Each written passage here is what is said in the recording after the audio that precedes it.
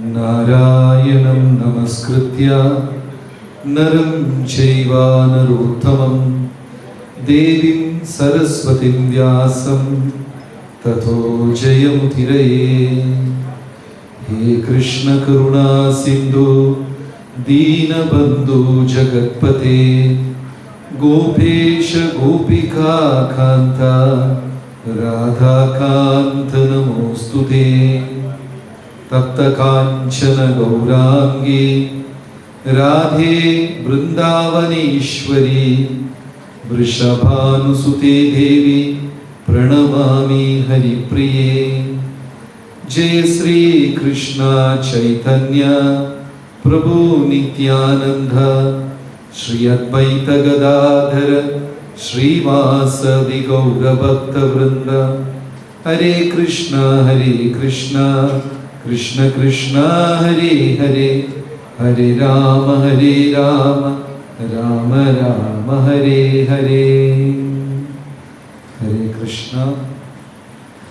എല്ലാ സജ്ജനങ്ങൾക്കും എൻ്റെ വിനീതമായ പ്രണാമം. ഇന്നത്തെ ഇവിടെ തന്നിരിക്കുന്ന വിഷയം ഗീതാരഹസ്യം, ഗീതാസാരം എന്നുള്ളതാണ്. ഭഗവത്ഗീത ഇന്ന് ഭാരതത്തിൽ 800ഓളം ഭാഷ്യങ്ങൾ ഭഗവത്ഗീതയ്ക്കുണ്ട്. മഹാത്മാഗാന്ധിജി ഭാഷ്യം രചിച്ചിട്ടുണ്ട്. ഇന്ത്യയുടെ ആദ്യത്തെ രാഷ്ട്രപതി രാജേന്ദ്ര പ്രസാദ് ഭഗവത്ഗീതയ്ക്ക് ഭാഷ്യം കൊടുത്തിട്ടുണ്ട്. ശങ്കരാചാര്യ സ്വാമികൾ, മധ്വാചാര്യർ, രാമാനുജാചാര്യർ, ഇങ്ങനെ 800ഓളം ഭാഷ്യം ഭഗവത്ഗീതയ്ക്കുണ്ട്. ഭഗവത്ഗീത പല തട്ടിൽ കൂടെയാണ് കാര്യങ്ങൾ വിവരിക്കുന്നത്. പാശ്ചാത്യ തത്വചിന്തകന്മാർ പോലും ഭഗവത്ഗീതയ്ക്ക് വ്യാഖ്യാനം നൽകിയിട്ടുണ്ട്. ചില വ്യാഖ്യാനങ്ങൾ വായിക്കുമ്പോൾ നമ്മുടെ സാധാരണ ലൗകിക ജീവിതത്തിനെ കുറിച്ചതിൽ അവർ വിവരിക്കും. ശ്ലോകത്തിനെ നമ്മുടെ ദൈനംദിന കാര്യവുമായി ബന്ധപ്പെടുത്തി വിവരിക്കും. ചില വ്യാഖ്യാതാക്കൾ അവരെ മനസ്സിലുള്ള ഉദ്ദേശം ഫലിപ്പിക്കാൻ വേണ്ടി വ്യാഖ്യാനിക്കും. ചിലർ ഭഗവത്ഗീത ശ്ലോകം ഉപയോഗിച്ച് ഈശ്വരന്റെ ബ്രഹ്മ അവസ്ഥയെ, രൂപമില്ലാത്ത അദ്വൈത അവസ്ഥയെ വിവരിക്കും. ചില ആചാര്യന്മാർ ഭഗവാനെ കുറിച്ച് വിവരിക്കും. ഭഗവത്ഗീതയിൽ ഞാൻ വരുമ്പോൾ ശ്രീ ശിവകുമാർ അവർ പറഞ്ഞു, 701 ശ്ലോകത്തിൽ 560 ശ്ലോകം ഭഗവാൻ ഉപദേശിച്ചതാണ്. തുടങ്ങുമ്പോൾ തന്നെ 2-ാം അധ്യായത്തിൽ 9-ാം ശ്ലോകത്തിൽ ശ്രീ ഭഗവാൻ ഉവാച എന്നാ പറയുന്നത്. ആദ്യം ഗീതയ്ക്കകത്ത് പ്രവേശിക്കുന്നതിന് മുമ്പേ ഈ ശബ്ദം എന്താണ് എന്ന് മനസ്സിലാക്കണം. മഹാദേവൻ ശിവൻ, മഹാദേവൻ എന്ന് പറയുന്നു. ബ്രഹ്മദേവൻ, ഇന്ദ്രദേവൻ, ചന്ദ്രൻ, വരുണൻ, വായു എന്ന് ദേവഗണങ്ങളെ അഭിസംബോധന ചെയ്യുന്ന ശാസ്ത്രം കൃഷ്ണനെ മാത്രം ഭഗവാൻ എന്ന വാക്കിൽ കൂടെയാണ് അഭിസംബോധന ചെയ്തിരിക്കുന്നത്. പക്ഷെ പിന്നീട് കാലത്ത് ജനങ്ങള് ഈ ഭഗവാൻ എന്ന വാക്ക് എല്ലാവർക്കും ഉപയോഗിക്കാൻ തുടങ്ങി. ഭഗവാൻ രമണ മഹർഷി, ഭഗവാൻ സായിബാബ, ഭഗവാൻ, ഈ വാക്ക് മറ്റുള്ള ആൾക്കാർക്ക് ഉപയോഗിക്കാൻ തുടങ്ങി.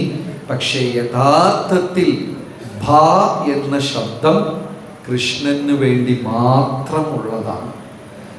ഭഗവാന്റെ ഗ്രന്ഥം ഭഗവത്ഗീത, ഭഗവാനെ കുറിച്ച് വ്യാസമഹർഷി രചിച്ചത് ഭാഗവതം, ഭഗവാന്റെ കീർത്തനം ഭജന, ഭഗവാനെ ആരാധിക്കുന്നവർ ഭക്തർ. ഈ ഭാ എന്ന വാക്ക് സടൈശ്വര്യ പൂർണോ ഇഹ ഭഗവാൻ സ്വയം, പരാശരൻ. പരാശര മഹർഷി ആരാണെന്ന് വെച്ചാൽ വ്യാസന്റെ പിതാവ്. വ്യാസന്റെ പിതാവായ പരാശര മഹർഷി ഭ എന്ന ശബ്ദത്തിന് വ്യാഖ്യാനം തന്നിട്ടുണ്ട്.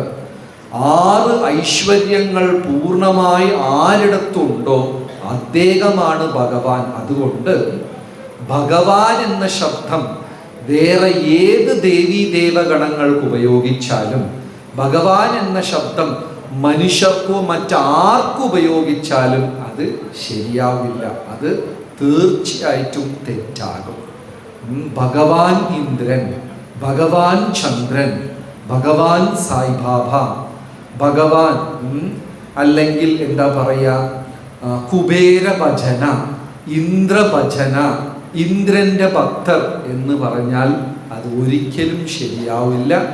ഭ എന്ന ശബ്ദം ശ്രീകൃഷ്ണ ഭഗവാന് മാത്രം അഭിസംബോധന ചെയ്യുന്നതാണ്. അപ്പൊ ഗീതയിൽ 560 ശ്ലോകം, 40 ആണോ 60 ആണോ, 560 ശ്ലോകം ഭഗവാൻ സംസാരിച്ചിരിക്കുകയാണ്. അപ്പോൾ എങ്ങനെയാണോ ഒരു വസ്തുവിന് പല ഉദ്ദേശവും പല ഫലവുമുണ്ട്. ഭാഗവതത്തിൽ തുടങ്ങുമ്പോൾ തന്നെ ഒരു മാവിനെ കുറിച്ച് പറയുന്നു. മാവിലിരുന്ന് നമുക്ക് മാമ്പഴം കിട്ടും, മാവിൻ്റെ ഇല കിട്ടും, ആൾക്കാർ ജീവൻ പിടിഞ്ഞാൽ കത്തിക്കാൻ മാവിൻ്റെ വിറക് കിട്ടും, പല സാധനങ്ങൾ ഒരു മാവിലിരുന്ന് കിട്ടും. എന്നാലും പരമഫലം മാവിലിരുന്ന് നമ്മൾ പ്രതീക്ഷിക്കുന്നത് എന്താണ്? ഇലയാണോ അല്ല വിറക് കഷ്ണമാണോ? എന്താണ്? മാമ്പഴം. അതേപോലെ ഗീതയിൽ മനുഷ്യൻ എങ്ങനെ ജീവിക്കണം, ദേഷ്യത്തിനെ എങ്ങനെ നിയന്ത്രിക്കണം, ഇങ്ങനെ പല കാര്യങ്ങളുണ്ട്. അതെല്ലാം ശരിയാണ്. പക്ഷെ കാതലായ ഭാഗം എന്ന് പറയുന്നത് കൃഷ്ണ ഭഗവാനെ തിരിച്ചറിയുക എന്നുള്ളതാണ്. 18 അധ്യായമുണ്ട്. ആദ്യത്തെ അധ്യായം സൈന്യ നിരീക്ഷണ യോഗം. ഗീതയിൽ അർജുനൻ തൻ്റെ സൈന്യം, ആരൊക്കെ തൻ്റെ ബലം, ആരൊക്കെ തൻ്റെ ശത്രുക്കൾ എന്ന് സ്വന്തം സൈന്യത്തിനെ നിരീക്ഷിക്കുകയാണ്. ഇപ്പൊ നമ്മളൊരു അരമണിക്കൂർ കൂടുതൽ സമയമെടുക്കില്ല. നമ്മളും ഈ ഭഗവത്ഗീതയിൽ യാത്ര തിരിക്കുകയാണ്. ആദ്യം നമ്മൾ നമ്മളെ നിരീക്ഷിക്കണം. ബ്രഹ്മദേവന് ഒരു തെറ്റ് പറ്റി കണ്ണ് സൃഷ്ടിച്ച സമയത്ത് ഒരു കണ്ണ് മുന്നേയും ഒരു കണ്ണ് പുറകെയും വെക്കണമായിരുന്നു. അപ്പോ ഒരു കണ്ണ് കൊണ്ട് ലോകത്തിനെയും ഇനിയൊരു കണ്ണിനെ കൊണ്ട് നമുക്ക് നമ്മളെയും കാണാൻ സാധിക്കും. പക്ഷേ ആലോചിച്ചു നോക്കൂ, ദൈവം കണ്ണാടി എന്ന് പറയുന്ന ഒരു സാധനം സൃഷ്ടിച്ചില്ലായിരുന്നുവെങ്കിൽ നമുക്ക് ആർക്കെങ്കിലും നമ്മുടെ മുഖം എങ്ങനെ ഉണ്ടാവും എന്നറിയാൻ പറ്റുമോ? കണ്ണാടി ഇല്ലെങ്കിൽ മറ്റുള്ള എല്ലാരെയും കാണാം. അത് കറുത്തവനാ, വെളുത്തവനാ, പൊക്കം കൂടിയതാ, കുറഞ്ഞതാ, പൈസക്കാരനാ, നല്ലവനാ, ചീത്തയാ, എല്ലാവരെയും കാണാൻ പറ്റുന്ന കണ്ണുകൾക്ക് സ്വയം നമ്മളെ കാണാൻ സാധിക്കില്ല. എന്തുകൊണ്ടാ അങ്ങനെ തന്നത്? മനുഷ്യൻ അതിനെയും കടന്ന് അവനെ തിരിച്ചറിയണം. അതിനെ ആത്മസാക്ഷാത്കാരം എന്ന് പറയും. അപ്പൊ ഇപ്പൊ നമ്മൾ എന്താ ചെയ്യാൻ പോകുന്നത്? ബാഹ്യമായ കണ്ണുകളെ അടച്ച് ഞാൻ എന്നെ തന്നെ കാണാൻ തുടങ്ങുകയാണ്. ഗീതയിൽ 12ഓളം ശ്ലോകത്തില് ദേഷ്യത്തിനെ കുറിച്ച് പറയുന്നുണ്ട്. ഒരു തവണ പറഞ്ഞാൽ സത്യം, 3 തവണ പറഞ്ഞാൽ അത് പരമസത്യം. ഈ മന്ത്രം കേട്ടിട്ടുണ്ടാകും, ഓം ശാന്തി ശാന്തി ശാന്തി. എന്തിനാ 3 ശാന്തി? ഒരു ശാന്തി പോലെ.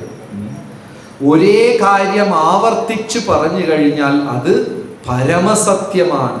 ഹരേ നാമ ഹരേ നാമ ഹരേ നാമൈവ ഹി കേവലം ഖലൗ നാസ്തിയേവ നാസ്തിയേവ നാസ്തിയേവ ഗതിരന്യത. 3 തവണ പറഞ്ഞാൽ പരമസത്യം. പക്ഷെ ഗീതയിൽ ദേഷ്യത്തിനെ കുറിച്ച് 10-12 ശ്ലോകം പറയുന്നുണ്ട്. അപ്പൊ എത്ര പ്രാധാന്യമാണ്! കാമയേശ ക്രോധയേശ കാമക്രോധ വിമുക്താനാം കാമൈസ്തൈർത്തൈർ ക്രോധാത് ഭവതി സമ്മോഹ. അനേകം ശ്ലോകം. അപ്പൊ ഫസ്റ്റ് ശ്ലോകം എൻ്റെ കണ്ണാടിയാണ്. ഫസ്റ്റ് അധ്യായം സൈന്യ നിരീക്ഷണ യോഗം ഒരു കണ്ണാടിയാണ്. ഇപ്പൊ നമ്മൾ എല്ലാവരും ആ കണ്ണാടിയെ പിടിച്ച് നമ്മുടെ മുഖത്തിനെ നോക്കുന്നു. എന്താണ്? ദേഷ്യമുണ്ടോ? ആർക്കുമില്ല. ഉണ്ടോ? ഇല്ലേ? ഉണ്ട്. ശരി. അമിതമായ ആഗ്രഹമുണ്ടോ? അതില്ല. ഉറപ്പാണോ? 4 ദോശ കഴിച്ചാൽ ഒന്നും കൂടെ ആവട്ടെ എന്ന് പറയില്ല. ശരി. അമിതമായ ആഗ്രഹം ഇല്ല. ശരി. നമ്മളെക്കാളും ഒരാള് മറികടന്ന് മുന്നോട്ട് പോവാണ്. ധനത്തിലോ വിദ്യയിലോ സൗന്ദര്യത്തിലോ അല്ലെങ്കിൽ ആരോഗ്യത്തിലോ നമ്മളെ കടന്നു മുന്നോട്ട് പോകുമ്പോൾ ഒരു ചെറിയ അസ്വസ്ഥത, ഒരു അൺഈസിനെസ്. ഇപ്പൊ നമ്മുടെ സുഹൃത്തായിക്കോട്ടെ അല്ലെങ്കിൽ സഹോദരനായിക്കോട്ടെ, 2 വീട് വെച്ചു, 3ാമത്തെ വീടായി, കാറ് മേടിച്ചു, ധനം ഇങ്ങനെ ഒരു ചെറിയ മനസ്സിൽ ഒരു അസ്വസ്ഥത ഉണ്ടാകുമോ? അതുമില്ല. പിന്നെ എന്ന ഭാഗവത്തിന്റെ ആവശ്യമില്ല, എല്ലാം തികഞ്ഞ ആൾക്കാരാ. ചെറിയ ഒരു അസൂയ ഉണ്ട്. അപ്പൊ ഇത് കണ്ണാടിയാ. അപ്പൊ നമുക്ക് ഈ കൽമശങ്ങളെല്ലാം ഉള്ളിലുണ്ട്. ഈ കൽമശങ്ങളെല്ലാം ആത്മാവിന്റെ പ്രകാശത്തിനെ പൊതിയുന്നത് പോലെയാ. ഇപ്പൊ ലൈറ്റ് ഉണ്ട്, ഇതിന്റെ മേലെ പച്ച കളർ പേപ്പർ വെച്ചാൽ പച്ച ലൈറ്റ് വരും, മഞ്ഞ പേപ്പർ വെച്ചാൽ മഞ്ഞ ലൈറ്റ് വരും, കറുത്ത പേപ്പർ ഒട്ടിച്ചാലോ കറുത്ത ലൈറ്റ് വരും, ലൈറ്റേ ഉണ്ടാവില്ല. ഈ ആത്മാ ഞാൻ എന്ന് പറയുന്ന വ്യക്തി എപ്പോഴും ആനന്ദത്തിൽ ആറാടേണ്ട ഒരു വ്യക്തിയാണ്. അതാണ് ആത്മാവിന്റെ സ്വരൂപം. സച്ചിദാനന്ദം, ആനന്ദം. പക്ഷെ ഇപ്പൊ എന്ത് ചെയ്തു? കാമം ഒരു കറുത്ത പേപ്പർ കൊണ്ട് ഒട്ടി, ക്രോധം ഇനി ഒരു കറുത്ത പേപ്പർ കൊണ്ട് ഒട്ടിച്ചു, പിന്നെ അസൂയ, ലോഭം, ഇതെല്ലാം കൊണ്ട് പ്രകാശം പുറത്തു വരുമോ? മൊത്തത്തിലില്ല. അപ്പൊ ഫസ്റ്റ് അധ്യായം സൈന്യ നിരീക്ഷണ യോഗം. എൻ്റെ ബലം എന്താണ്, എൻ്റെ ബലഹീനത എന്താണ്, എന്നെ സഹായിക്കാൻ പോകുന്നവരാ, എന്നെ കുറിച്ച് തന്നെ മുഴുവനും തിരിച്ചറിയലാണ്. പക്ഷെ നമ്മൾ എന്താ ചെയ്യുന്നത്? മറ്റുള്ളവരെ കുറിച്ചെല്ലാം നല്ല ഒരു ധാരണയുണ്ട്, പക്ഷെ നമുക്ക് നമ്മളെ കുറിച്ച് ഒരു ധാരണയും ഇല്ല. മറ്റുള്ള ആൾക്കാർ ചെറിയ തെറ്റ് ചെയ്താൽ പോലും ഞാൻ കണ്ടുപിടിക്കും, ഞാൻ എത്ര വലിയ തെറ്റ് ചെയ്താലും അതിനെ സമാധാനിപ്പിക്കും. ശരിയാണോ തെറ്റാണോ? അപ്പൊ ഫസ്റ്റ് സ്റ്റെപ്പിലേക്ക് പോകുന്നു, 2ാം അധ്യായം. അതാണ് ഗീതയുടെ സാരം. മുഴുവൻ ഗീതയിൽ പറയാനുള്ളതും ഭഗവാൻ 2ാം അധ്യായത്തിൽ പറയുന്നു. എന്താണ്? ഞാൻ ശരീരമല്ല ആത്മാവാണെന്ന് തിരിച്ചറിയുന്ന അധ്യായം. ഇവിടെ എല്ലാം ഒന്നും ശാശ്വതമല്ല. ഇവിടെ കൂടിയിരിക്കുന്ന സജ്ജനങ്ങളിൽ എത്ര പേർക്ക് മരണമുണ്ടാകും? ആർക്കുണ്ടാവില്ലേ? എല്ലാവർക്കും ഉണ്ടാകും. അപ്പൊ അങ്ങനെ മരിച്ചു പോകുന്ന സമയത്ത് വിശന്നാൽ കഴിക്കാന്ന് 2 ഉണ്ണിയപ്പെടുത്തോണ്ട് പോകാൻ പറ്റുമോ? ഭാര്യയെ കൂടെ വിളിച്ചോണ്ട് പോകാൻ പറ്റുമോ? ഒന്ന് സംസാരിച്ചു അങ്ങനെ പോവാന്ന് പറഞ്ഞിട്ട് ഇല്ല. ഈ ഡ്രസ്സ് കൊണ്ടുപോകാൻ പറ്റുമോ? ശരീരത്തിനെ കൊണ്ടുപോകാൻ പറ്റുമോ? ഇല്ല. അപ്പൊ ഇതെല്ലാം ഒരു ദിവസം നമ്മൾ വിടും. ഭൗതികം, ആത്മീകം. ഒരു ദിവസത്തിൽ 24 മണിക്കൂറിൽ നമ്മൾ കൂടുതൽ സമയം ഭൗതികതയ്ക്ക് വേണ്ടിയാണോ ചെലവാക്കുന്നത്, അല്ല ആത്മീകതയ്ക്ക് വേണ്ടിയാണോ ചെലവാക്കുന്നത്? ആർക്ക് വേണ്ടിയാ കൂടുതൽ സമയം ചെലവാക്കുന്നത്? ആത്മീകം. എത്ര പേര് പറയുന്നു ഭൗതികതയ്ക്ക് വേണ്ടിയാ കൂടുതൽ സമയം ചെലവാക്കുന്നത്? കണ്ട എല്ലാവരും ഏകദേശം ഇല്ലേ? ഒരു ചെറിയ കാര്യം, ഉദാഹരണം, രാവിലെ എണീച്ചു, നാമജപം ചെയ്യണം, ഓഫീസിൽ പോകണം, ഓഫീസിൽ കുറച്ച് പണി ബാക്കിയുണ്ട്, ഫയലൊക്കെ ബാക്കിയുണ്ട്, പ്രഭാത ഭക്ഷണവും കഴിച്ചില്ല, സമയമില്ല, ഏത് മാറ്റിവെക്കും? നാമജപം, പ്രഭാത ഭക്ഷണം, ഓഫീസ് ഫയൽ, ഏത് മാറ്റിവെക്കും? പ്രഭാത ഭക്ഷണം. പിന്നെ ഏത് മാറ്റിവെക്കും? നാമജപം മാറ്റിവെക്കും. എന്ത് പറയും? കൃഷ്ണൻ എൻ്റെ കാര്യമൊക്കെ അറിയാം അല്ലേ? അപ്പൊ ഇതെല്ലാം മനസ്സിലായാലും ആത്മീയതയ്ക്ക് പ്രാധാന്യം കൊടുക്കാത്ത ഒരു ജീവിതമാണ് നമ്മൾ നയിക്കുന്നത്. പക്ഷേ നമ്മൾ എന്തിനൊക്കെ ഈ ലോകത്തിൽ പ്രാധാന്യം കൊടുക്കുന്നുണ്ടോ, ഇത് ഒന്നും തന്നെ നമ്മുടെ കൂടെ വരികയില്ല. ഇതെല്ലാം കുറച്ചു കാലം ഉണ്ടാവും. ഇത് എനിക്ക് അറിയാം, പക്ഷെ ഞാൻ സാക്ഷാത്കരിച്ചിട്ടില്ല. ഇപ്പൊ ഞാൻ പറയുന്ന കാര്യം ഒന്നും പുതിയതല്ല, എല്ലാവർക്കും അറിയാം. പക്ഷേ അത് അനുഭവത്തിൽ കൊണ്ടുവന്നിട്ടില്ല. ഇതാണ് ഒരു ഭാരതീയരുടെ വലിയ ഒരു തടസ്സം എന്ന് പറയുന്നത്. ഗുരുവായൂർ അമ്പലത്തിൽ ഞാൻ മുറ്റത്താണ് താമസിക്കുന്നത്. എൻ്റെ ആങ്ങളുടെ വീട് എൻ്റെ അമ്പലം നടയില്ല. അമ്പലത്തിനകത്ത് കയറിയിട്ടുണ്ടോ? കയറിയിട്ടില്ല. നമ്മുടെ ഗുരുദേവൻ ജയപ്രതാക സ്വാമികൾ എപ്പോഴും തമാശയ്ക്ക് ഒരു കാര്യം പറയും. റെയിൽവേ സ്റ്റേഷന്റെ അടുത്ത് താമസിക്കുന്നവർ സ്ഥിരമായിട്ട് ട്രെയിൻ മിസ് ചെയ്യും. ദൂരെ ഉള്ളവർ സമയമൊക്കെ കണ്ടെത്തി നേരത്തെ കാലത്തൊക്കെ വന്നിട്ട് അവിടെ കാത്തിരുന്ന് വണ്ടി കയറും. ഈ തൊട്ടടുത്ത് താമസിക്കുന്നവർ എന്ത് ചെയ്യും? ട്രെയിൻ എപ്പോഴും മിസ് ചെയ്യും. നമ്മുടെ ഗതിയല്ല. ഭഗവത്ഗീത വീട്ടിൽ 4-5 എണ്ണം ഉണ്ട്, ഭാഗവതം അത് 2 എണ്ണം ഉണ്ട്, അമ്പലം എപ്പോഴും.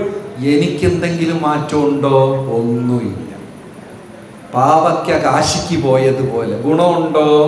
ഇല്ല. അപ്പൊ 2-ാം അധ്യായം എന്താ പറയുന്നത്? അർജുന, നീ ശരീരമല്ല.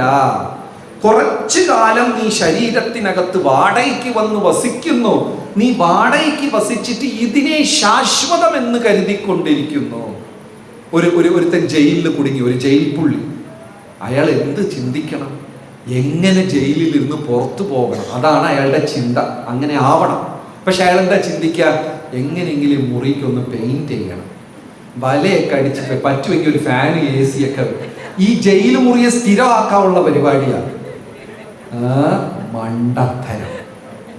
അപ്പൊ ഇത് നമുക്കറിയാത്തതല്ല, നമുക്കറിയാം, പക്ഷെ ഗ്രഹിച്ചിട്ടില്ല.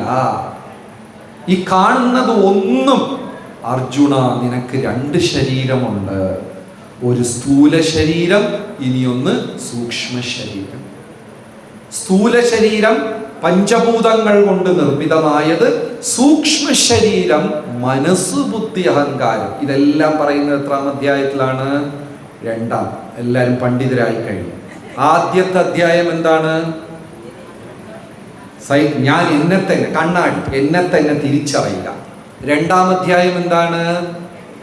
ഞാൻ ശരീരമല്ല. ഇപ്പൊ 3-ാം അധ്യായത്തിലേക്ക് പോകുന്നു.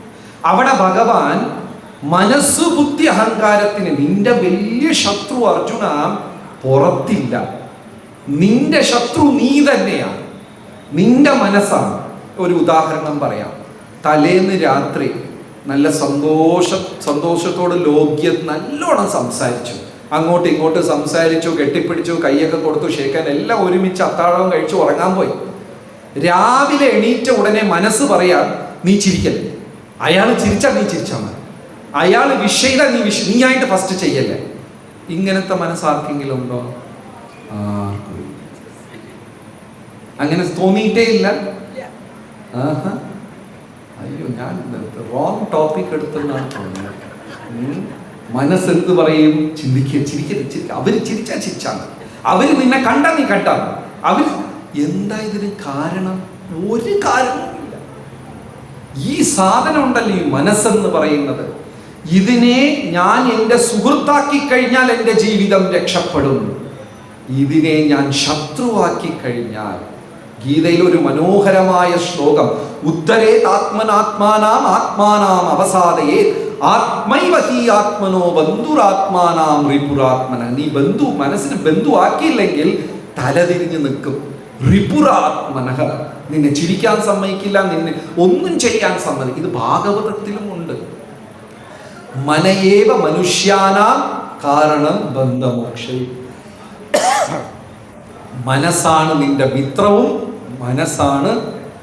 അപ്പൊ 3-ാം അധ്യായത്തിൽ ഭഗവാൻ എന്താ പറയുന്നത്? അർജുന, മനസ്സിനേക്കാളും ബുദ്ധിക്ക് ശക്തി കൂടുതലാണ്. ബുദ്ധിയേക്കാളും ആത്മാവിന് ശക്തി, നിനക്ക് ശക്തി കൂടുതലാണ്. ഇതിപ്പോ ഞാൻ പറയുമ്പോ നമുക്കൊരു ബന്ധമില്ലാത്തൊരു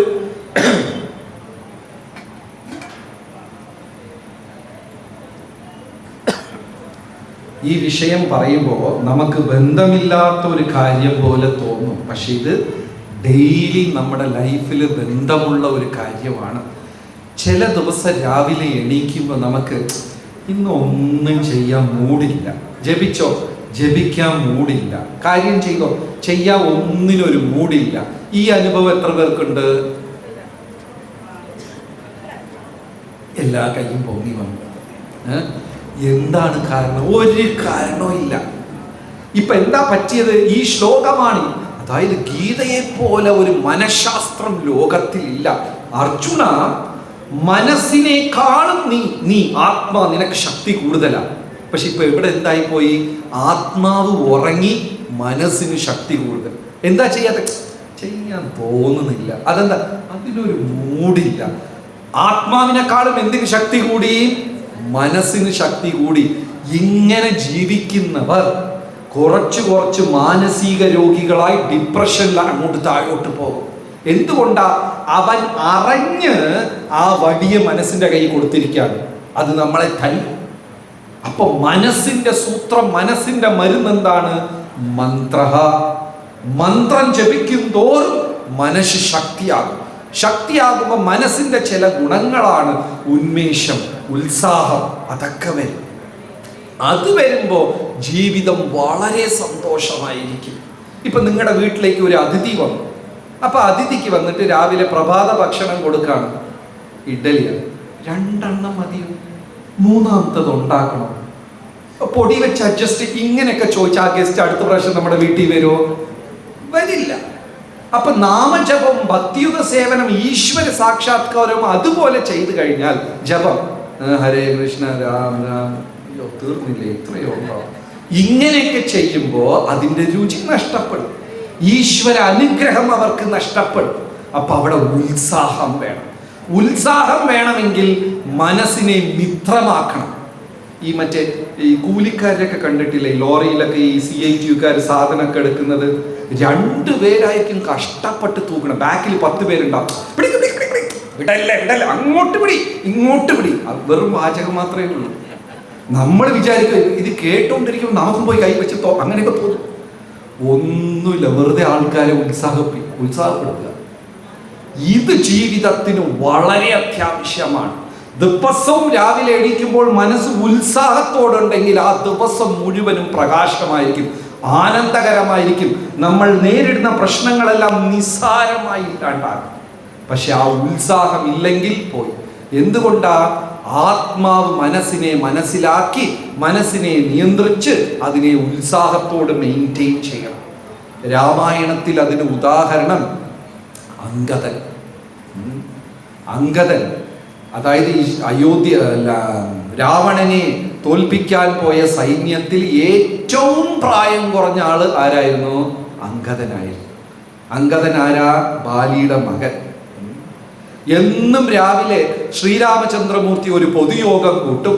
പൊതുയോഗം കൂട്ടി നീ കിഴക്കോട്ട് പോ, നീ പടിഞ്ഞാറ് പോ, ഈ സേവനം ചെയ്യ, ആ സേവനം, എല്ലാ സേവനങ്ങൾ ഏൽപ്പിക്കും. അങ്കദൻ വരും. പ്രഭു എനിക്കെന്താ സേവനം? ഉത്സാഹത്തോട് ചോദിക്കും. ഉടനെ സുഗ്രീവൻ പറയും, പ്രഭു അവന് ഒന്നും കൊടുക്കരുത്, അവൻ കുറച്ച് ഓവർ സ്മാർട്ടാണ്, എന്തെങ്കിലും പോയി കാട്ടിക്കൂട്ടും, അവസാനം രാവണൻ പിടിച്ച് അയാളെ കൊല്ലും, ഇവന്റെ അച്ഛന്റെ മരണത്തിനെ ഞാനാണ് കാരണമെന്ന് ലോകം ദുഷിച്ചുകൊണ്ടിരിക്കുക, ഇനി ഇവനും കൂടെ എന്തെങ്കിലും സംഭവിച്ചാൽ നാട്ടുകാർ എന്നെ കുറ്റം പറയും.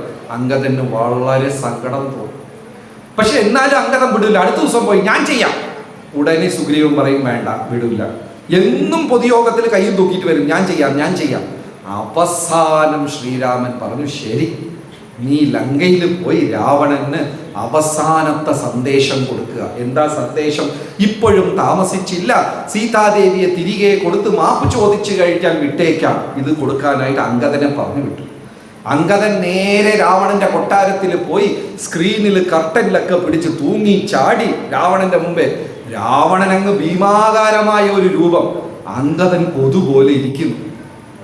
അങ്കദൻ ചെന്ന് മാറിലടിച്ചോണ്ട് പറഞ്ഞു, ഹേ രാക്ഷസ രാജ രാവണ. രാവണൻ നോക്കിയപ്പോൾ ഏതൊരു ഈച്ചയെ പോലത്തെ ഒരു സാധനം. രാവണൻ വില കൽപ്പിച്ചില്ല. പക്ഷെ അങ്കദൻ അത് പറഞ്ഞ് ചാടി ഓടി രാമന്റെ അടുത്ത് വന്ന് സന്തോഷത്തോട് പറഞ്ഞു, വാൽമീകി മഹർഷി രാമായണത്തിൽ എഴുതുക, അങ്കദന് യാതൊരു ഗുണവുമില്ല, യോഗ്യതയുമില്ല ആ സേവനം ചെയ്യാൻ. എന്നാൽ അവന്റെ ഉത്സാഹം കാരണം അങ്കദനെ ശ്രീരാമൻ അനുവദിച്ചു എന്നാ പറയുന്നത്. രാമായണത്തിലെ അണ്ണാൻകുഞ്ചിന്റെ കഥ അറിയാലോ. ഹനുമാൻ വലിയ പാറക്കഷ്ണം തൂക്കിയിട്ട് പോകുമ്പോൾ ഇത് വെറും കടുകുമണി പോലെ സാധനങ്ങൾ ഉരുട്ടിക്കൊണ്ടുപോകും. എന്നാൽ അതിൻ്റെ ഉത്സാഹം കാരണം അതിനെ ശ്രീരാമചന്ദ്രമൂർത്തി സ്വീകരിച്ചു. മനസ്സെന്താണ്, ബുദ്ധി എന്താണ്, ആത്മാവ് എന്താണെന്ന് മനസ്സിലാക്കിയ ഒരാൾക്ക് പിന്നെ ജീവിതത്തിൽ ദുഃഖമുണ്ടാവുകയില്ല. മനസ്സിനെ നിലയ്ക്ക് നിർത്തും. അവിടെ 3-ാം അധ്യായം അവസാനിക്കും. പിന്നെ 4-ാം അധ്യായം തൊട്ട് ഭഗവാൻ ഒരു ഭക്തൻ എൻ്റെ അടുത്ത് എങ്ങനെ വരും എന്ന് 3 പാതകളാ 3 മാർഗങ്ങളാ കാണിക്കുന്നത്. ഒന്ന് കർമ്മയോഗം, ഇനിയൊന്ന് ജ്ഞാനയോഗം, ഇനിയൊന്ന് അഷ്ടാംഗയോഗം, 4ാമത്തത് ഇത് 3നെയും കൂട്ടിച്ചേർത്ത് ഒരു അവിയലുണ്ടാക്കി. 3 മാർഗം, 3 റോഡിൽ കൂടെ ആരെ സമീപിക്കാൻ പറ്റും? ഭഗവാനെ സമീപിക്കാൻ പറ്റും. ഒന്ന് കർമ്മയോഗം, 2ാമത്തത് ജ്ഞാനയോഗം, 3ാമത്തത് അഷ്ടാംഗയോഗം. കർമ്മയോഗം എന്ന് വെച്ചാൽ എന്താണ്? കർമ്മം ചെയ്യുക, ഫലം പ്രതീക്ഷിക്കാതെ ഇരിക്കുക. നമ്മളെയൊക്കെ പോലെ മാസം 30 ദിവസം ജോലിക്ക് പോവുക. ശമ്പളം തരുമ്പോൾ മാനേജർ ഇഷ്ടപ്പെട്ട എന്തെങ്കിലും തന്നില്ലെങ്കിലും കുഴപ്പമില്ല, ഞാൻ എൻ്റെ കർത്തവ്യം. അങ്ങനെ ജോലി ചെയ്യുന്നവരാരെങ്കിലും ഉണ്ടോ? ഫസ്റ്റ് ബില്ല് കൊടുത്ത് കാശ് വാങ്ങിച്ചിട്ടേ ജോലി ചെയ്യും. അങ്ങനത്തെ കർമ്മയോഗികളാണ് നമ്മളെല്ലാവരും. അവരുടെ ഡ്യൂട്ടി കലികാലത്തില് കുടുംബത്തിനകത്ത് പോലും ഇങ്ങനത്തെ നിസ്വാർത്ഥമായ കർമ്മമില്ല. ഇപ്പൊ നിങ്ങളുടെ പിറന്നാളിന് ഞാനൊരു ഗിഫ്റ്റ് കൊണ്ടുവന്ന് തന്നു. എല്ലാം ചുവന്ന തുണിയിലൊക്കെ പൊതിഞ്ഞിട്ട് ഹാപ്പി ബർത്ത്ഡേ ഒരു പൊതി തന്നു. അത് കയ്യിൽ കിട്ടിയ ഉടനെ ഫസ്റ്റ് എന്ത് നോക്കും? ആ ഗിഫ്റ്റ് കയ്യിൽ കിട്ടി, ഫസ്റ്റ് എന്ത് നോക്കും? എന്ത് നോക്കും? എന്താണ് സാധനം? ശരി, പിന്നെ 2ാമത്തത് അതിന്റെ വില എത്ര? ആ തന്ന ബുദ്ധിമാൻ സ്റ്റിക്കർ ഇളക്കി വെച്ചിട്ടുണ്ടാവും, പക്ഷെ നോക്കുന്നുണ്ട്. ഫസ്റ്റ് അത് നോക്കും. നോക്കിയിട്ട് എന്താ തീരുമാനിക്കുന്നത്? ആ മനുഷ്യന്റെ സ്നേഹത്തിന് 212 രൂപ വില, അതങ്ങ് വില വെക്കും. അപ്പൊ അവനൊരു ആവശ്യം വരുമ്പോ എന്താ 10 രൂപ കൂട്ടി അങ്ങ് കൊടുക്കും. ഇല്ലേ? പലരുടെ വീട്ടിൽ അങ്ങനെ പൊതി കാണും. നമുക്ക് ഇഷ്ടമില്ലാത്ത കുക്കറും കപ്പൻ സാസം നാളെ വേറെ ആരുടെയെങ്കിലും വീട്ടിൽ തിരിച്ചു കൊടുക്കാനായിട്ട്. ഒരു കുടുംബത്തിനകത്ത് പോലും സ്നേഹത്തിന് വില വയ്ക്കുന്ന ഒരവസ്ഥ. അച്ഛൻ ഒരുപാട് കഷ്ടപ്പെട്ട് മക്കൾക്ക് വേണ്ടി ഭൂമിയൊക്കെ സമ്പാദിച്ചു വെച്ചാല് ഒരു ദിവസമെങ്കിലും മക്കൾ പറഞ്ഞിരിക്കും, നിനക്ക് റോഡ് സൈഡ് കിട്ടി, എനിക്ക് അകത്തായിപ്പോയി, നിനക്ക് വില കൂടിയത് എന്ന് അച്ഛൻ്റെ സ്നേഹത്തിനെ കൂറിടുന്ന മക്കളാണ്.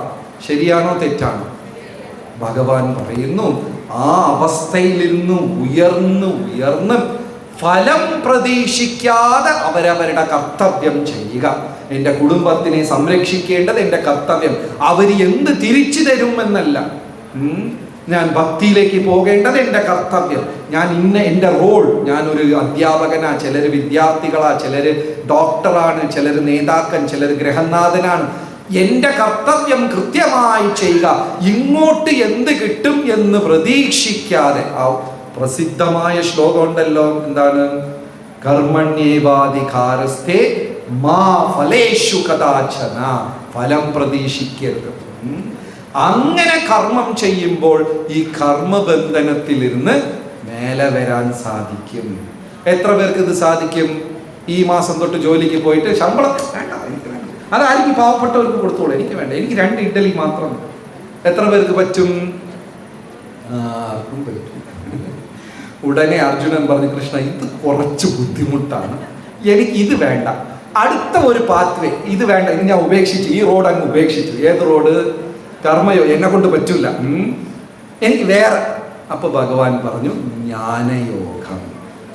എന്താണ് ജ്ഞാനയോഗം?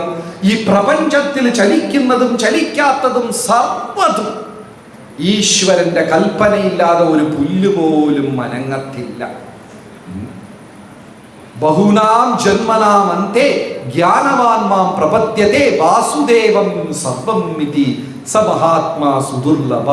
എനിക്ക് ദുഃഖം വന്നാലും അത് എന്തെങ്കിലും ഭഗവാൻ ഉദ്ദേശിച്ച് നന്മ വെച്ചിട്ടുണ്ടാകും എന്ന്, ഈശ്വരനാണ് ഇതിൻ്റെ പുറകെ എന്ന് പറഞ്ഞ് എപ്പോഴും തിരിച്ചറിയാനുള്ള ഒരു ബുദ്ധി, ജ്ഞാനമാർഗം.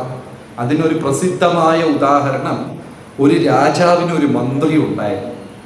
എന്ത് നടന്നാലും ശ്രീരാമജയം, എല്ലാം ഭഗവാന്റെ അനുഗ്രഹം എന്ന് പറയും. രാജാവിന് ആ മന്ത്രിയെ വലിയ ഇഷ്ടമാണ്. ഒരു ദിവസം രാജാവ് എന്തോ പഴം മുറിച്ചപ്പോ കൈ മുറിഞ്ഞു ചോര വന്നു. മന്ത്രി പറഞ്ഞു ശ്രീരാമജയം, എല്ലാം നല്ല ഇത്. രാജാവിന് ഇഷ്ടപ്പെടുവോ? വിരല് മുറിഞ്ഞപ്പോ രാജാവ് ദേഷ്യത്തിൽ പറഞ്ഞു അയാൾക്ക് ഭക്തി മൂത്ത് വട്ടായി പിടിച്ച് അടച്ചു വെച്ചേക്കാം. ജയിലിൽ തുരങ്കിൽ പിടിച്ച് അടയ്ക്കാൻ പറഞ്ഞു. അപ്പോഴും മന്ത്രി എന്താ പറഞ്ഞത്? എല്ലാം നല്ല ഇത്, ശ്രീരാമജയം.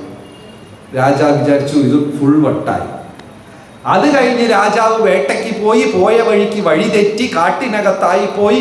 കാളി ഭക്തന്മാർ നരബലിക്ക് വേണ്ടി ഒരാളെ തപ്പി നടക്കുവാണ്. നല്ല തിന്നു കൊഴുത്ത ഒരു രാജാവ് വിളിച്ചുകൊണ്ടുപോയി. എന്തിന്? കാളിക്ക് ബലി കൊടുക്കാൻ. കാളിയുടെ ഫ്രണ്ടിൽ വെച്ച് പാട്ടൊക്കെ പാടി മഞ്ഞവെള്ളമൊക്കെ ഒഴിച്ച് കുളിപ്പിച്ച് വാളും എടുത്ത് വെട്ടാൻ വന്നപ്പോഴാണ് നോക്കിയത് കയ്യിലൊരു കെട്ട്. ഉടനെ പറഞ്ഞ അയ്യോ, ഈ ബലി അപൂർണമാണ്. ഈ വിഷുക്കനിക്ക് മറ്റേ മത്തങ്ങ കുമ്പളങ്ങയൊക്കെ വാങ്ങിക്കൂല്ലേ, ഇല്ലേ? കുത്തും കോമയും സ്റ്റാറും ഒന്നില്ലാതെ മേടിക്കൂല്ലേ? അപ്പൊ ഇത് കാളിക്ക് കൊടുക്കാൻ പറ്റില്ല. എന്ത് പറ്റി? കാളി ഈ രാജാവിന്റെ കയ്യിൽ കെട്ടാ, വിട്ടേക്കാൻ പറഞ്ഞു. രാജാവ് വിചാരിച്ചു ആ മന്ത്രി പറഞ്ഞത് 100% ശരി. രാവിലെ വിരൽ മുറിഞ്ഞില്ലായിരുന്നെങ്കിൽ ഇപ്പൊ എന്ത് മുറിയുമായിരുന്നു? തല മുറിയുമായിരുന്നു. ഓടിച്ചെന്ന് മന്ത്രി എടുത്ത് പറഞ്ഞു നീ പറഞ്ഞത് ശരിയാ, മാപ്പ്. പക്ഷെ എനിക്കൊരു കുട്ടി സംശയം. എന്താ സംശയം? ഞാൻ രക്ഷപ്പെട്ടു, പക്ഷെ നീ ഒരു തെറ്റും ചെയ്യാതെ ഇന്ന് മുഴുവൻ ദിവസം ഇതിനകത്ത് കിടന്നല്ലോ, നീ അതും ഈശ്വര ഇച്ഛയെന്ന് പറഞ്ഞു. അതെങ്ങനെ ശരിയാവും? മന്ത്രി പറഞ്ഞു തമ്പുരാനെ, എന്നെ പിടിച്ച് അടച്ചു വെച്ചില്ലായിരുന്നെങ്കിൽ ഞാൻ നിങ്ങളെ കൂടെ വരുമായിരുന്നു. അവര് നിങ്ങളെ വിട്ടിട്ട് എന്റെ തല വെട്ടുമായിരുന്നു.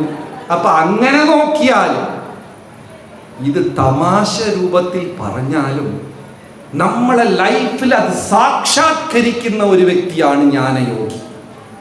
എല്ലാത്തിന്റെ പുറകെയും വാസുദേവം സർവം മിതി സമഹാത്മാ സുദുർലഭ. എന്ത് നടന്നാലും, എന്റെ കാലൊടിഞ്ഞാലും കൈയൊടിഞ്ഞാലും അത് ഈശ്വര ഇച്ഛയാണെന്ന് മനസ്സിലാക്കുക. കാരണം ഏതോ ഒരു നന്മയ്ക്ക് വേണ്ടിയാണ് ഭഗവാൻ അത് ചെയ്തത്. ഞാൻ നടന്ന ഒരു കാര്യം പറയുന്നത്, വെറുതെ ഇത് കഥയല്ല, നടന്ന കാര്യമാണ്. ഒരാൾ വീട്ടിൽ കിടന്ന് ഉറങ്ങി. പുതിയ വീടാണ്. നല്ല മഴ പെയ്തപ്പോൾ ഒരു ഇഷ്ടിക അയാളെ ദേഹത്ത് വന്ന് വീണു. പുതിയ വീടാണ്. അത്ര നല്ല കോൺട്രാക്ടറായിരുന്നു. ഗുരുവായൂരുകാരനായിരിക്കും, നല്ല കോൺട്രാക്ടറാണ്.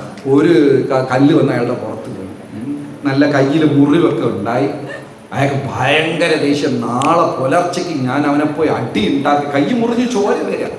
അപ്പൊ നാട്ടുകാരെല്ലാം പറഞ്ഞ്, ബന്ധുക്കളൊക്കെ ഒന്ന് ഹോസ്പിറ്റലിൽ പോയി എന്തെങ്കിലും ഒരു കെട്ടിട എന്തെങ്കിലും ഒന്ന് നോക്കാം. അയാൾ പറഞ്ഞു ഞാൻ ഹോസ്പിറ്റലിൽ വരില്ല. എന്തിന്?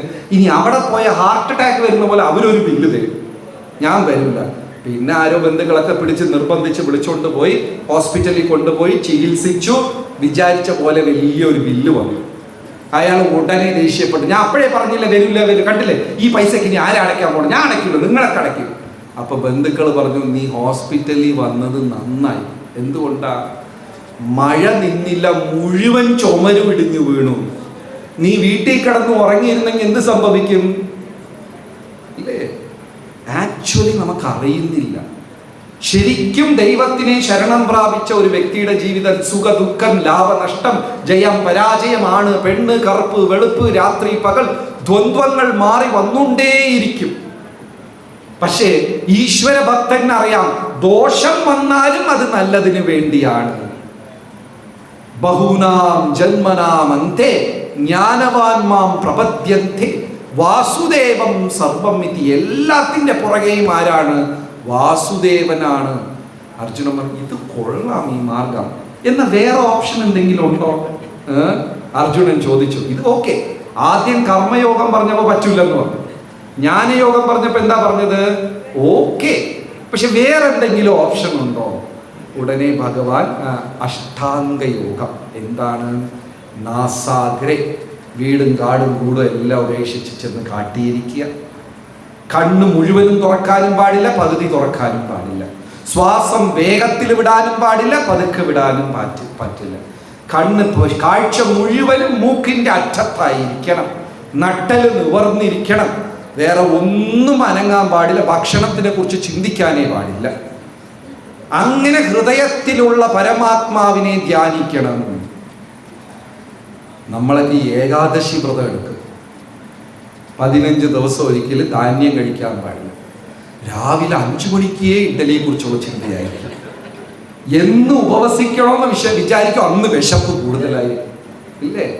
അപ്പോ യോഗി എങ്ങനെ ആയിരിക്കണം? ഭൂമിയിലിരുന്ന് അല്പം ഉയർന്ന് ഒരുപാട് ഉയരാതെ, മൂക്കിന്റെ അറ്റത്തിൽ കാഴ്ച, കണ്ണ് മുഴുവനും തുറക്കാൻ പാടില്ല, പകുതിയും തുറക്കാൻ പാടില്ല, ശ്വാസം മിതമായ ഗതിയിലായിരിക്കണം.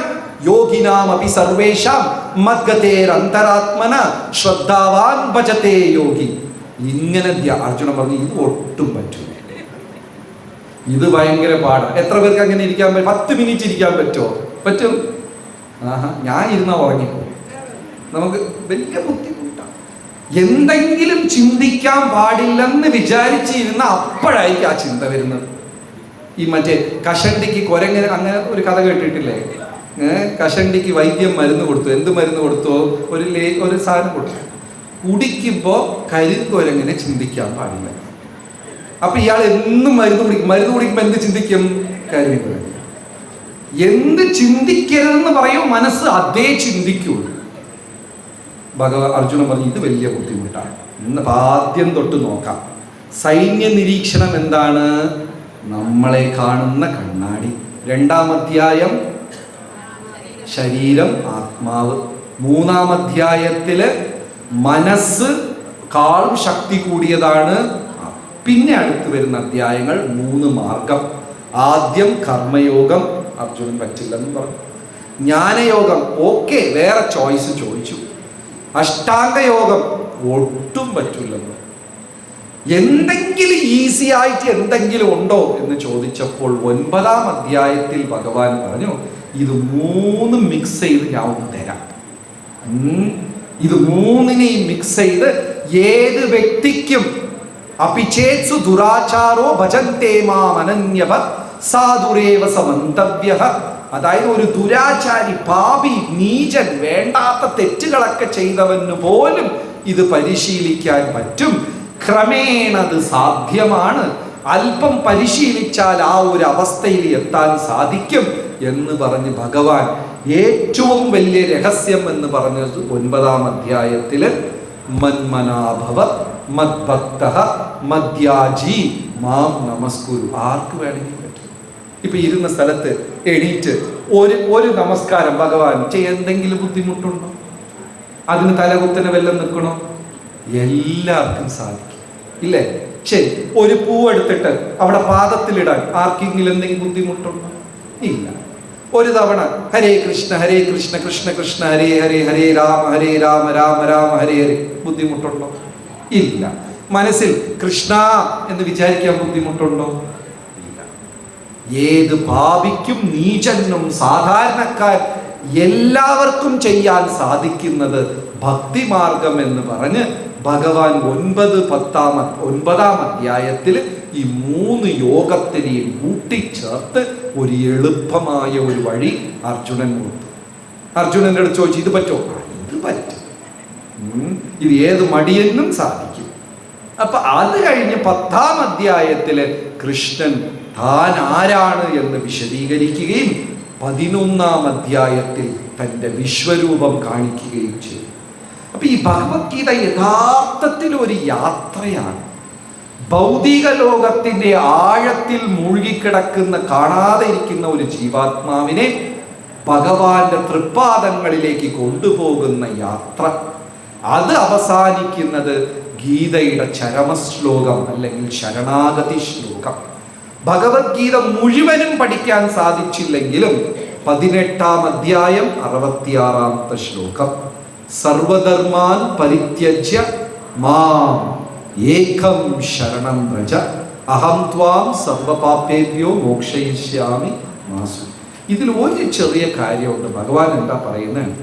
മറ്റെല്ലാ വിശ്വാസങ്ങളെയും ഉപേക്ഷിക്കുക, എന്നെ മാത്രം ശരണം പ്രാപിക്കുക. പൊസസീവ്നെസ്, മനുഷ്യർക്ക് പൊസസീവ്നെസ് ഉണ്ട്. എന്തുകൊണ്ടാണ് വന്നത്? ഭഗവാനുള്ളത് കൊണ്ടാണ് വന്നത്. ഇപ്പോ മഹാഭാരതത്തിൽ ആ കഥയുണ്ട്. ദ്രൗപദി കൃഷ്ണ കൃഷ്ണ കൃഷ്ണ ഒരുപാട് വിളിച്ചു, കൃഷ്ണൻ വന്ന് സഹായിച്ചില്ല. അവസാനം 2 കൈയും വിട്ട് ഉയർത്തി ഭഗവാനെ ഹേ മാധവ മധുസൂദന എന്ന് വിളിച്ചപ്പോ ഭഗവാൻ വന്നു. ദ്രൗപദി ചോദിച്ചു, ഇത്ര നേരം ഞാൻ വിളിച്ചപ്പോ നീ എന്താ വരാത്തത്? കൃഷ്ണ ഭഗവാൻ പറഞ്ഞു, നീ സാരിയും പിടിച്ചോണ്ടല്ലേ വിളിച്ചത്. എപ്പോൾ കൈ നീയേ ഗതി, മാതാചാ പിതാ ത്വമേവ ബന്ധൂചാ സഖാ ത്വമേവ വിദ്യാചാ ദ്രവിണം ത്വമേവ ത്വമേവ സർവം മമ ദേവദേവ എന്ന് ശരണാഗതി പ്രാപിച്ചു. അപ്പൊ ഞാൻ സഹായിച്ചു. പിന്നെന്താണ്? മാം ഏകം, ഭഗവാനെ മാത്രം ശരണം പ്രാപിച്ചാൽ ആ ഒരു പരിശുദ്ധ ഭക്തിയുടെ തലത്തിലേക്ക് പോകാം. അത് എങ്ങനെ സാധിക്കും? നേരത്തെ നമ്മുടെ സന്യാസി വര്യൻ പറഞ്ഞതുപോലെ കലികാലത്തിൽ നാമത്തിൽ കൂടെയാണ് ഇത് സാധ്യം. ഭാഗവത മറ്റ് ഗ്രന്ഥങ്ങൾ, ശാസ്ത്രം എല്ലാം പറയുന്നു തപസ്യേക്കാളും പൂജയെക്കാളും ദാനധർമ്മ എല്ലാത്തിനേക്കാളും ഉയർന്നത് നാമജപമാണ്. ഇപ്പോ അമ്പലത്തില് കുളിക്കാതെ പോയി ഭഗവാനെ പൂജിക്കാനോ തൊഴാനോ സാധിക്കുമോ? ഇല്ല. പക്ഷെ ഒരു അസുഖം വന്നു, കുളിക്കാതെ നാമം ജപിക്കാമോ? ചെയ്യാം. ഇനി നമ്മൾ ഭഗവത് വിഗ്രഹം ഒരു ശ്മശാനത്തിൽ കൊണ്ടുപോയി വെച്ച് പൂജിക്കാൻ പറ്റുമോ? ഇല്ല. നമ്മളൊരു ശ്മശാനത്തിൽ ഒരു ശവദാഹത്തിന് പോകുമ്പോൾ അവിടെ നാമം ജപിക്കാൻ സാധിക്കുമോ? സാധിക്കും. ഇപ്പൊ പെട്ടെന്ന് രാത്രി 2 മണിക്ക് എനിക്ക് ഗുരുവായൂരപ്പനെ കാണണം, പോയി വാതിൽ തട്ടി അവർ തുറന്നു തരുമോ? ഇല്ല. രാത്രി 2 മണിക്ക് ഒരാൾ എണീറ്റിരുന്ന് നാമം ജപിക്കണം എന്ന് വിചാരിച്ചാൽ നടക്കുമോ? തത്രാർപ്പിത നിയമിത സ്മരണേന കാല വേദേഷു യജ്ഞേഷു തപസ്സു ചൈവ ദാനേഷു യത് പുണ്യഫലം പ്രതിഷ്ഠം. ഇതെല്ലാത്തിനും, വേദം, യജ്ഞം, ദാനം, ഇതെല്ലാത്തിനും ഉപരി കലികാലത്തിൽ ഏതാണ്? നാമജപം. അതുകൊണ്ടാണ് ഭാഗവതം പറയുന്നത് നാമസങ്കീർത്തനം യസ്യ സർവപാപ പ്രനാശം. അപ്പോൾ ഈ ഒരു അഭ്യർത്ഥന മാത്രമേ ഉള്ളൂ. കൂടിയിരിക്കുന്ന സജ്ജനങ്ങൾ ദിവസവും അതിനുവേണ്ടി അല്പം സമയം കണ്ടെത്തി ഈ മന്ത്രം കുറഞ്ഞത് 108 തവണയെങ്കിലും ജപിക്കണം. ഹരേ കൃഷ്ണ കൃഷ്ണ കൃഷ്ണ ഹരേ ഹരേ, ഹരേ രാമ രാമ രാമ ഹരേ ഹരേ. ഹരേ കൃഷ്ണ. വളരെ നന്ദി, നമസ്കാരം. ഇങ്ങനെ ഒരു അവസരം തന്ന ഭാഗവത സത്രസമിതിക്കും പ്രത്യേകിച്ചും ശ്രീ നാരായൺജി, അദ്ദേഹത്തിന് ഒരു 20-25 വർഷത്തിൻ്റെ പരിചയമുണ്ട്. സത്രസമിതിയുടെ വൈസ് പ്രസിഡൻ്റാണ് അദ്ദേഹം. എത്രയോ വർഷങ്ങളായി ഹരേ കൃഷ്ണ പ്രസ്ഥാനത്തോട് നല്ല ഒരു ബന്ധം അദ്ദേഹത്തിനുണ്ട്. എല്ലാ വർഷവും ഇങ്ങനെ നമുക്കൊരു അവസരം തരും. ഭഗവാന്റെ നാമത്തിൽ അദ്ദേഹത്തിനും സമിതി അംഗങ്ങൾക്കും മറ്റു ഭാരവാഹികൾക്കും നന്ദി രേഖപ്പെടുത്തിക്കൊള്ളുന്നു. ഹരേ കൃഷ്ണ.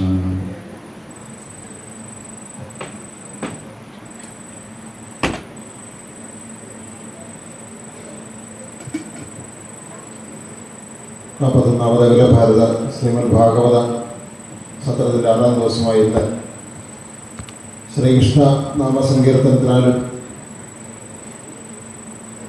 2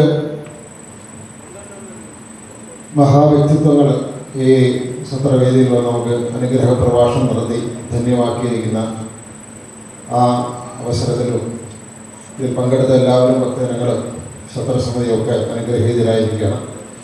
വളരെയധികം സന്തോഷമുണ്ട്. ഹരേ കൃഷ്ണ പ്രസ്ഥാനത്തിൻ്റെ